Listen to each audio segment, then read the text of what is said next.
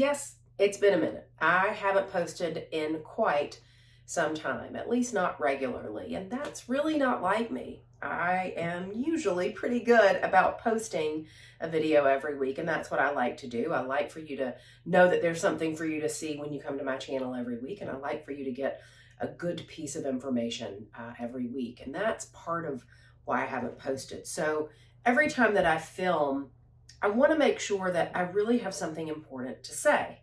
Certainly, I could film something from the car or walking around the street, but to me, the purpose of my channel is really an education. And if I don't take time to develop that content, to develop a story, put it all together that really is going to create some value for you, to me, it just seems like it might be a waste of time. I don't think you tune in just to see me. I do think that you turn in to learn something. So over the last couple of months, I just haven't had time to get my thoughts together. I just haven't had time to sit down and write what I want to talk about and get the quiet to talk about what it is that's on my mind. I just really haven't had the time to do that. And why, you may ask? I'll tell you right after this. I'm Sherri Ann Green with Coldwell Banker. Welcome to my YouTube channel that guides home sellers and home buyers in Washington, D.C. and Northern Virginia. So I've been pretty delinquent about posting videos late fall and into the winter. It's something that, as I mentioned earlier, I don't want to just film a video to film a video. I don't just want to get on and talk if there's not anything that I want to say, if I don't have my thoughts together, and if I don't really have a good story to tell you. I feel like the content that I give you is valuable and educational, and I always want it to be that way. So why have I not had any time? I bought a house. Yep, that's exactly right. I became the client. I became the buyer, and I became the, oh my gosh, will I ever find it, client of my own. And did I find it? Yes, I certainly did. And as I went through this process, even though it's not my first, there are lessons that came out of that purchase that I wanted to share with you. Like I said, this isn't my first purchase, but every time I buy a home or sell a home, whether it's for me or somebody else, there's always something that bubbles up to me that's important to think about, to talk about, and to remind you guys as we go to think about the buying and the selling process. This was my fourth home purchase. And so I had certainly done a lot of purchases personally, and of course it's what I do every day. But there's always something I think you can learn as you go through that process, and that's what I want to talk about today, because what I experienced as the buyer could be very helpful to you as you go to buy your next house. But let me back up. So if you watch my channel, you probably remember that about a year and a half ago, I was talking about selling my condo. That was in October, not 3 months ago, October, but October of 2021. So I talked a little bit about that. And what I did was I sold my condo in October and I moved into this really cute, glorified, furnished hotel room.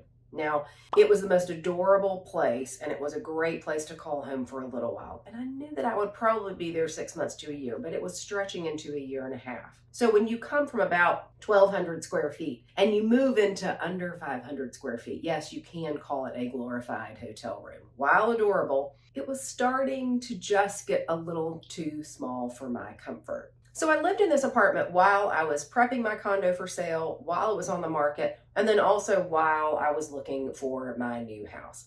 I knew that it would take some time because I know exactly what I want every time I go to purchase a new home. I know exactly what I want. So I never go into homes that I know aren't going to work. And there's a reason for that, and we'll get to that in a minute. Because this is my fourth house, but actually I've kind of always been this way. I've always known exactly what I need in my next home purchase. But because of that, I only toured a handful of places. So there weren't that many things that I went into that I could have taken you on a tour to go see. And the truth is, it's a lesson that's good for you too. So we're going to talk more about only going into places that will work a little bit later in the video. So if you watch my channel, you may remember that I had mentioned that I was selling my condo and I was going to take you on my home purchasing experience. I was going to take you on sort of a tour to find my house. And while I didn't necessarily say it directly, I indirectly did just that. If you watch my On the Market series, several of the homes that I toured during those videos were things that I was thinking about. Not all of them were. And I'm never going to tell you which ones. But the point is, I wanted you to see what I was seeing as I toured some of those homes. And I think that's a series that you seem to like. So I'm going to keep doing that. I like taking you inside homes. I think it helps you to think about the possibilities and to think about what can be done and to think about layouts and styling furniture and things like that. So in that On the Market series, I sort of took you through some of the things I was thinking about. But what I didn't do was take you through the home that I ultimately bought. The day that I toured and then my follow-up tour, I didn't take any film. I didn't take any pictures or video. I was really there to figure out if this house worked. By the time I walked through the door, I had a really good indication that it would for a number of reasons. And I wanted to visually think about that. I didn't want to think about filming and getting the right angle and making sure that I took all of the right videos or pictures. I really wanted to think about it from my process and what it was that I needed, what I wanted, and would this place work? Now, I'm an odd bird when it comes to purchasing a house. What's true for me is probably not true for everybody, but this is it. Every single house that I've purchased for myself, I have known the moment I open the front door that I want to buy it. Hands down. I have done enough research about the area, the neighborhood, the layout, the lighting, which way it faces, how I'm going to park, where I'm going to park, any of those kinds of things. I've examined the pictures. I've gone back and looked at historical pictures. I've done anything and everything that I can. So the minute I step through the house, if I get that feeling of, oh yes, this is it, I know immediately. I knew the minute we opened the door, I looked at my friend who went with me and I said, oh my gosh, I think this is going to work. I just knew because I had already done enough research that walking through the house only confirmed what I knew to be true. And that can be helpful for you as a buyer too. Really do your research. But that's not necessarily one of the points I want to get into today, but it is very helpful. And I know you're probably thinking, well, you see a lot of property, Sherri, and I mean, you're going into houses every day, so of course you know exactly what you want when you see it. But when I tour with a client, it's a very different experience than when I'm buying something for myself. When I'm touring with a client, I'm trying to think of them, their lifestyle, their wants, their needs. What have they told me is important to them? And if they haven't told me everything that's important, I'm trying to probe them as we go through the house to find out. I'm not in there looking to see if this could be a good fit for me. So all of those didn't really count in my purchase. Certainly there are things that I walk in and think, oh gosh, I would never do that, or I don't like that. But I'm not really thinking about it in terms of me. I'm thinking about it in terms of my client and what they want and what they need. So as I was saying, I know exactly what I want because I write it all down. I do all of the research, and I don't ever step foot in a property that isn't going to work on paper. If it doesn't check off what I need and what I want, it's just a waste of my time to go see it. It's a waste of the seller's expectations that I might write them an offer, and it just pulls at your heartstrings. You might walk in and fall in love with something about the house, but not the whole house. So I'm very quick not to go in any house that I know isn't going to make any sense for me because it's just a waste of time. And that's my first takeaway from this purchase, is to know what you really need. Really think about that. Know where, what, and why. Why are you purchasing this next property? Where should it be? Get specific. You may even need to get down to street level. I like this block, I like that block, I do not like that block. That's okay. You want to get really specific about what it is you need, where you need it, and why you need it. And that will help guide you to not go look at anything that doesn't make any sense. Think about the features that you need, and I use that word need, not want. Want is totally different. What is it that you need? Do you need a place to park? Do you need a place that has X number of square feet? Do you need a place that you can get to work quickly? Do you need a place that allows you to have a pet? What is it that you need? Wants, we can always layer on, typically, depending on what that want or that need is. There may be another way to get it if it's not in the house or the condo. Let's talk about it for a minute. A pool. Do you really need a pool in your building? Maybe you do, but maybe you don't. Maybe what you really need is access to a pool, whether that's through the condo or through the city, and we can make your purchase of your condo very close to a city pool. That's an example, right? What is it that you really need in a house, not necessarily what you really want. And once you get real clarity on what it is that you need, you just don't want to go into any home that doesn't make sense. There's no need to go see a home just because you think it might be fun to look at. That's just a waste of your time, and it's a waste of what I call tugging at your heartstrings. When you know what you really need, you don't go into any house just because. I had a buyer just the other day say, well, we want to see it. We don't think it's going to work. It's out of our price range. We really want to see it. That's exactly what you should not do.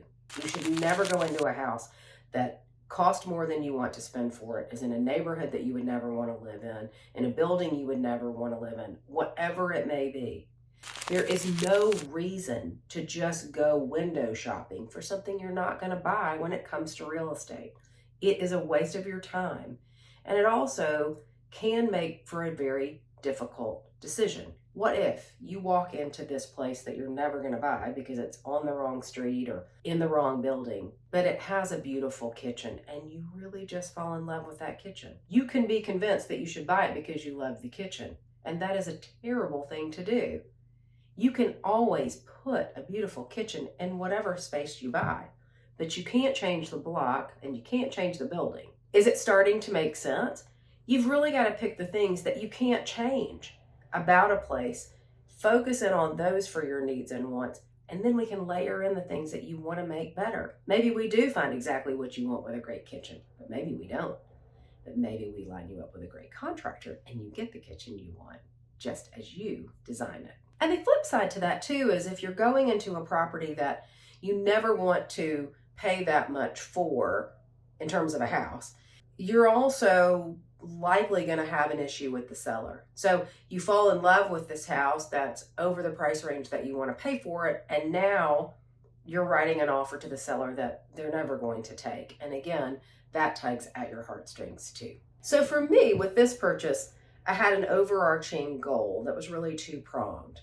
My next purchase either needed to be my next primary residence or it needed to be an investment property. I really want to add to my financial portfolio, and I want to start doing that through real estate, start adding another property. So as I went through the process, the decision of which I buy first really came down to what was on the market, right? So I thought as I started the process, I would probably find my primary residence first, and I would leverage that investment to buy the investment. But the way the market wound up presenting things to me, the investment property presented itself first. Now that's my second takeaway. Be flexible and open to change. Be flexible and be open. Now, that may sound counterintuitive to what I just told you, which is to know exactly what you need and stick to it. But there could be some flexibility in that need that you haven't really thought about. Let's take my example as one. So I knew that I wanted to buy one of two things. I wanted to buy a home or I wanted to buy an investment. And I thought for sure I was going to buy the home first.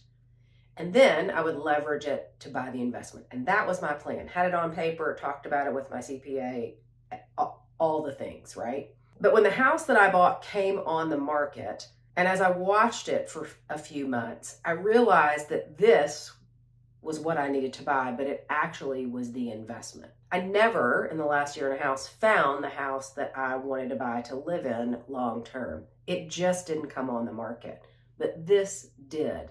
So I had to be flexible with my plan in that the flexibility of me buying the investment first landed me a great property.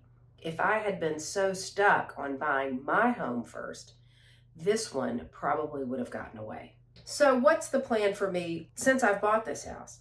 I bought this house as an investment. It's not quite big enough for me long term, but it's certainly big enough for me to live in right now, and it's certainly bigger than the 324 square feet furnished apartment I was living in. So what I did was I bought the investment property, I fixed it up, that's a whole nother video, and I'm living in it for now. What I will do is leverage this property to buy my next permanent home when the time is right. And when that happens, I will hold this property and I will rent it. I've actually furnished it so I can even rent it furnished top to bottom. So the tenant just has to move in. Now you might say, well, why are you going to move twice? That just sounds like a pain. And for many people it is.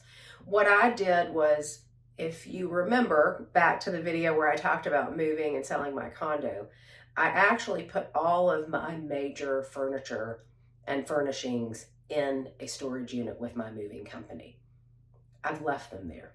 What I have done in this house, because it's a smaller footprint, it's a much smaller footprint than my other condo and probably the home that I will buy to ultimately live in, I have furnished this with pieces that actually fit the space and look beautiful in this space. My furniture would have been too much, it would have been too big, and it just would not have worked in this particular house. But the reason I did it and the reason I went through what some might see as a hassle, to me I found it kind of fun, is it was bothering me that I was paying someone else's mortgage. It was bothering me that I was investing in somebody else's financial portfolio. When you buy a house, when you buy an investment, every month you are paying yourself. And I know that sounds silly and you may have heard it from a lender or somebody else, but it's true. Every time I have bought and sold a house, when I sell it, I get back what I have put in it. And that should always be your goal to think about, right?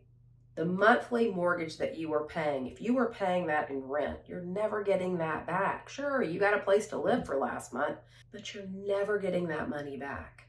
So this investment gets me to paying myself back again. It gets me into equity in this house. And to me, that was important. So what somebody might see as the hassle of me moving in here and then turning around in a year or so and moving out, to me, it just wasn't a hassle. And furnishing a house from top to bottom for me is quite fun. So I kind of enjoyed the whole process. So it wasn't anything other than a way to think about my investment and a way for me to think about making it better. So as you go through your process, think about what you can be flexible and open to. Is it that you buy a fixer-upper or something that needs new appliances or something that needs a new bathroom? Is it that you can wait a month until you find the right thing? And is it even the interest rate? Interest rates will change. What won't change is what you pay the seller for the house, right? So I can't go back to the seller in 6 months and say, I think I should have paid something different. Can we renegotiate that purchase price? You can't do that, but you can always go and change your interest rate. So think about what you can be flexible on. And what I think you'll find is that it really relates to your wants. You want to stay firm on your needs, of course, but those wants, they may give you the flexibility to find a great place before you know it. So when I walked into the house that I ultimately ended up buying, I knew it was the right place for me to buy right then. It was the right investment. It was the right layout. It was enough space that I could be comfortable for quite some time. And the price was going to be right, especially once I got all of the credits and negotiated the price that I wanted. It did need some work, but I was okay with that because I knew that that would add extra value to my house, and I knew that that would be something that would make me happy. I would have a home that I could live in right now, and then I would have a beautiful home to rent to somebody down the road. Now, as I mentioned, it did need some work, but that's a whole nother video that I'm going to talk about that in. So if you haven't subscribed, make sure you do that so you don't miss it when that video comes out.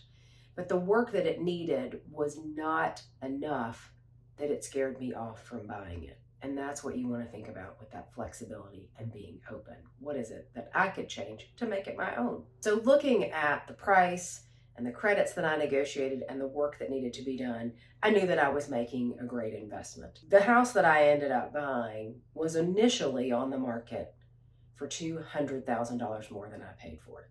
And that was another thing that was important for me, was to get this at the right price. I knew when it first came on the market that it was overpriced. I didn't even go see it. I looked at the pictures online and I thought, there is no way I am paying that price for that house. It was definitely in the price range that I thought I would pay for my next house, and maybe even on the lower end. But looking at the photos and looking at the size of the house, I knew that it was overpriced for what it was and the way that it was being presented. The truth is, the photos did not do this house justice. It's unfortunate for the seller, but it turned out to be great for me. It needed work and it needed to be cleaned up. And there were some small design changes that really needed to be made. The house looked tired and worn, and at that initial price point, it just wasn't going to sell. The price that it was put at could have only worked for a house this size, if it had been totally remodeled, and this one had not. Overpricing can be a huge issue for sellers. That's another video too. I'm actually doing a whole video related to sellers because of this house. So make sure you stay tuned to my channel so you can watch that one as well. And that's my last takeaway. Look to the possibilities. I often talk in my videos about getting a house show ready before you put it on the market, but that isn't always what happens for whatever reason. The seller may not have time, they may not have the finances, they may not have the wherewithal, and they may not be given the guidance on what they need to do to get that house ready to get that price that they really want. If you find a house that you really love, it's in the right neighborhood, it has the right layout, it has enough space, it has a great backyard, whatever it is that you need, but it needs a little work, look to the possibility. Look to the possibility of making it your own. Look to the possibility of getting a great house at a great price and you putting in some investment to it to make it the house that you want. Be flexible. Flexible to make it yours. Flexible to making small design changes that can make a big impact. Sometimes sellers just don't have the time, the finances, or the wherewithal to do it, and they're not given the guidance on what they need to do to get it on the market.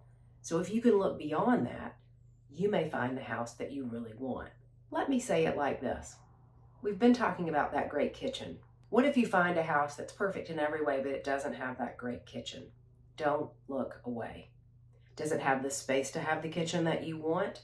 Then that may be the house you should buy, and you put in the kitchen that you really want. You shouldn't necessarily buy a house for the kitchen. You should buy it because you love it and it has what you really need. And the design changes, like a beautiful kitchen, are things that you can do yourself, maybe with the help of a contractor. So, know what it is that you need. Price, size, parking, pets, yes, no. What are your needs? How can you be flexible? Timing, interest rate, design changes. What are the things that you can be flexible on? Maybe it's the way you go about the process altogether. And then look to the possibilities. What's great about this house that you might not be able to find in another one? Maybe it does need some work, maybe it needs some changes, but is there the possibility of making it a great space for you? Ready to buy your next property? Then you probably need my vision guide. It's a guide for buyers and it'll guide you through all of this and more. And you can download that from the link in my description.